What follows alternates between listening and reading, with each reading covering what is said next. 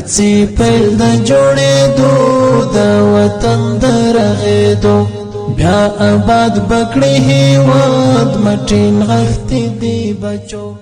و در اینمی یک احساس خوشی که به حد امروز حتی لرزش در جانم از خوشی آمده به خاطر از اینکه این سرک کل مردم اینمی محل مردم منطقه را دیوانه کرده بود برای که نمی ساختنش.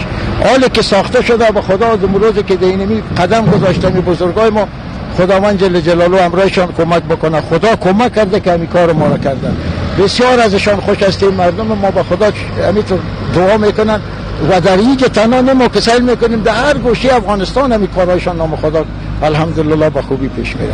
خودت چی احساس داری همین لحظه که میبینی قیریزی سرک جریان داره؟ دقیقا خوشحالی خود هیچ اندازه کردن نمیتوانم. البته بسیار خوشحال هستم. این سرک بسیار سرک حیاتی بین شمال و جنوب است. به کاروان‌های از موترهای لاری البته موترهای باربری میتوانند از جنوب به شمال از این مسیر عبور مرور کنند. اما فوایدش به این منطقه و خصوصا به می شهرک بسیار زیاد است چون این منطقه رشد میکنه. بسیار خوشحال هستیم از شهروالی کابل از شخصا خود شهروالی تشکر میکنم خیلی که توجه کرد به این قسمت بازسازی شهرک. آباد بکړي هیواد مټین غښتې دی بچو بیا آباد بکړي هیواد مټین غښتې دی بچو کمو توشي بهر نور د بدن. شکر الحمدلله بسیار خوش هستم که سرک فعلا آباد میشه جور میشه و آینده مردم بهتر میشه. بسیار خوب.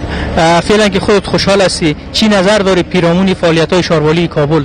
نظر من این است که خداوند توفیق بتشان دگام در دستشان وسیع بسازه کارهایشان جور بسازه.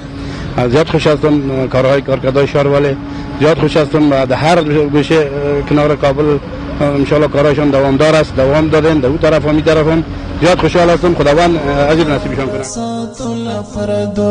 هڅې پیل د جوړېدو